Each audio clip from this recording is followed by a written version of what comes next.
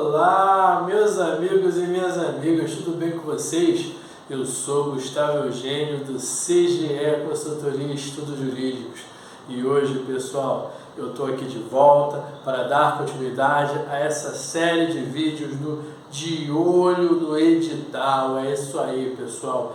Dessa vez nós iremos dar continuidade ao De Olho no Edital, só que agora falando de processo do trabalho. Antes de mais nada, pessoal, eu peço para que vocês acionem o sino de notificações, porque toda terça-feira e toda quinta-feira tem conteúdo novo no nosso canal. Não fique para trás e receba essas aulas de graça para você sobre direito do trabalho e processo do trabalho. Peço também que vocês dê o like desse vídeo, porque o seu like com certeza irá nos ajudar no Instagram, no YouTube, nas redes sociais.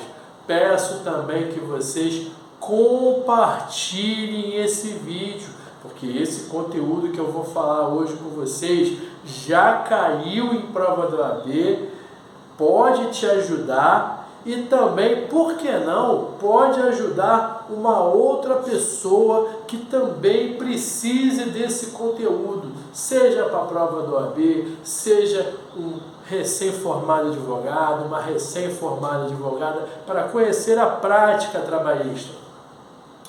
No De Olho no Edital de hoje, pessoal, eu vou conversar com vocês sobre artigo 899 da CLT. Esse artigo, pessoal, ele fala do depósito judicial, mas eu vou falar do seguro garantia judicial e da fiança bancária. Mas antes disso, eu quero saber o seguinte: você sabe o que é o depósito judicial? O depósito judicial, pessoal, é o meio pelo qual o reclamado ou o condenado garante o juízo na hora dele interpor o recurso. O depósito judicial na Justiça do Trabalho, ele existe quando você vai interpor o recurso ordinário e quando você vai interpor o recurso de revista. E anualmente o Tribunal Superior do Trabalho coloca lá no seu site os valores do depósito recursal, do recurso ordinário, do recurso de revista. Ele serve, como eu disse, para garantir. Ele também é uma forma de inibir o condenado de praticar recursos protelatórios. O que a Justiça do Trabalho fala? Tudo bem, você quer recorrer? Não tem problema, é um direito constitucional seu. Só que você vai garantir esse juízo e lá na frente, caso você seja condenado, esse valor que você já antecipou no depósito recursal, ele vai servir para pagar no todo ou em parte o autor. E, inclusive, essa questão já caiu em concurso público e em prova da OAB. Eles perguntam se a exigência do depósito recursal fere o princípio do contrário da ampla defesa na Constituição da República. Já te digo que não vou entrar nesse mérito, porque o meu objetivo não é esse, mas eu já te dou esse gancho para dizer que a exigência do depósito recursal não fere a Constituição, porque isso já caiu em prova. Aí, o que acontece? Geralmente o reclamado pode ser o reclamante também, mas o reclamado ele precisa pagar as custas do processo que são colocadas lá na sentença, lá no dispositivo da sentença, e o depósito recursal. Agora, o que eu vou falar é o seguinte: o depósito recursal, após o CPC de 2015 e a reforma trabalhista de 2017, o depósito recursal pode ser substituído pelo quê, pessoal? Pela fiança bancária e pelo seguro garantia judicial. Isso veio na reforma trabalhista, o artigo 899, eles já existiam. Essa informação, ela foi acrescentada no parágrafo 10º da CLT, do artigo 899 da CLT, e ele foi uma cópia, basicamente uma cópia do artigo 835 do Código de Processo Civil de 2015, lá no seu parágrafo 2º. Você lembra o que falava, ou o que fala o artigo 835 do CPC? Aí, ó, viu? Estamos falando de Justiça do Trabalho, estamos falando de CLT, e eu fui puxar lá o CPC, como eu sempre falo para vocês. A prova do OAB está muitas vezes querendo saber se você tem esse conhecimento multidisciplinar. Muitas vezes será suficiente e a resposta você irá encontrar na CLT. Em outros momentos não será encontrado só na CLT, você vai ter que ir no CPC. Se isso fosse uma segunda fase, eu no mínimo falaria com você o seguinte: quando você for fundamentar a sua resposta na segunda fase, bota o artigo da CLT e bota o artigo do CPC. E por que você precisa conhecer? Mesmo sendo uma prova objetiva, mesmo que ele esteja falando de CLT, às vezes ele pega o copia e cola do CPC. Se você não tiver preparado, se você não tiver dado uma lida, você vai às vezes achar muito estranho e vai colocar a marcação errada. Os dois artigos eles são muito parecidos, mas você precisa saber para você ler.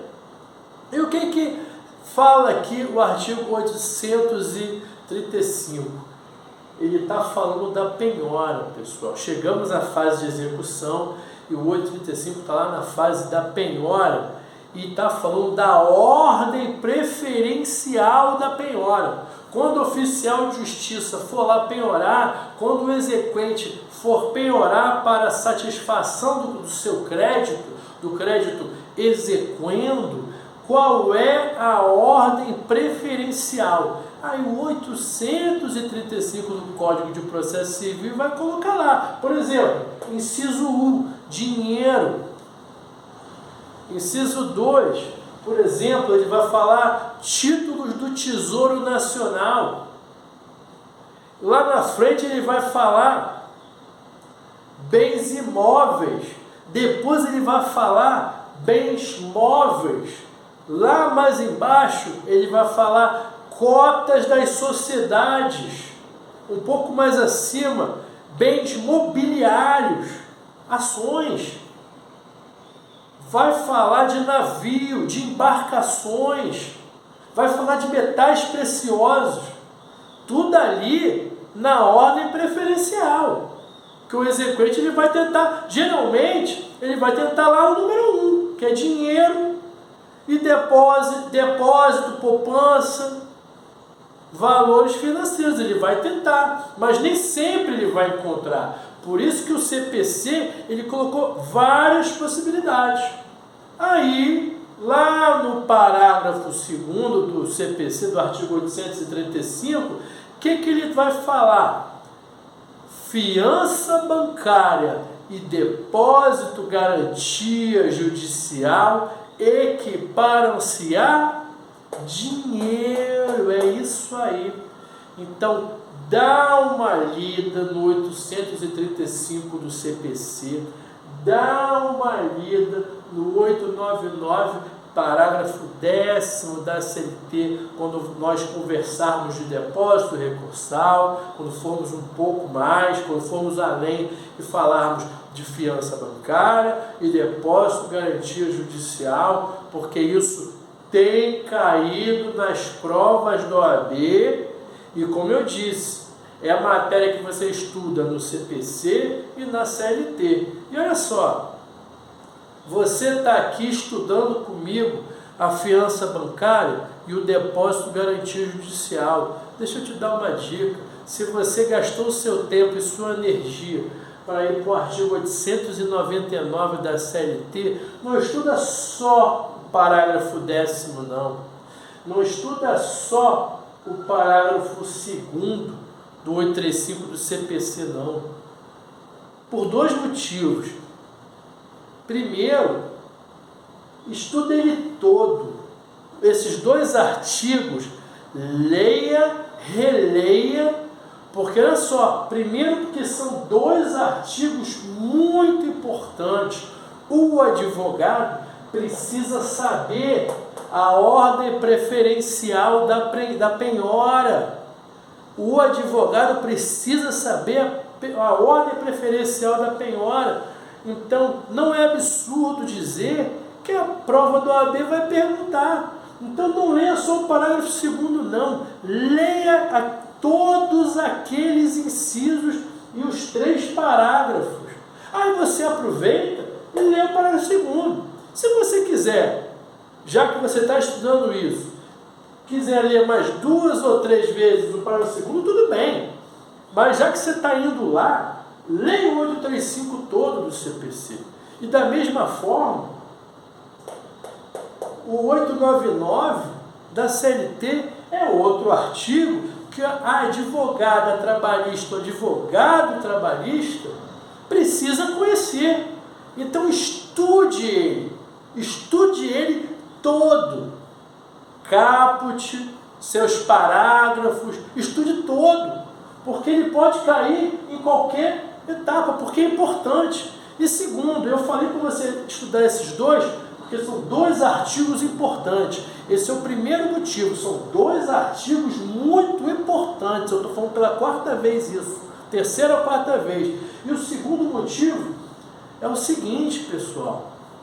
Quando você estuda ele todo, por exemplo aqui, no artigo 899, no parágrafo anterior, sabe o que ele vai falar?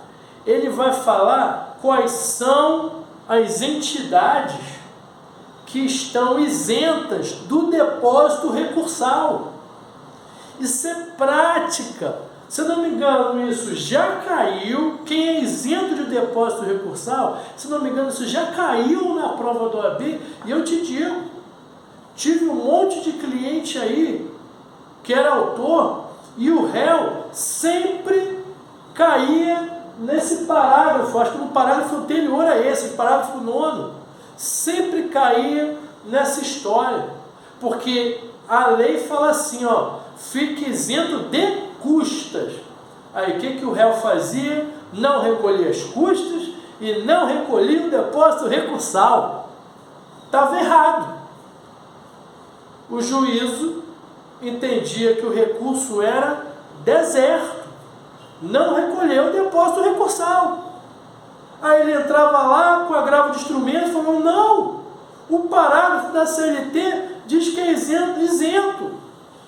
Aí o relator falava, não, meu querido, depósito recursal você não é isento, está lá no 899, você só é isento de custas. É lógico que a gente sabia que o advogado dava uma jogada para ver se ia colar. E de 20 recursos, se não me engano, um colou. Já é vitória. É isso que ele quer. Um desses passa batido. Não é nem questão de passar batido. É questão de repente, naquela turma, ou aquele relator, ele tem aquele entendimento. Então, estuda, que isso cai. Tudo bem, pessoal? Eu espero que vocês tenham gostado desse tema, gostado desse vídeo. Peço que vocês dêem um like, compartilhem esse vídeo e eu desejo a vocês um grande abraço e até a próxima.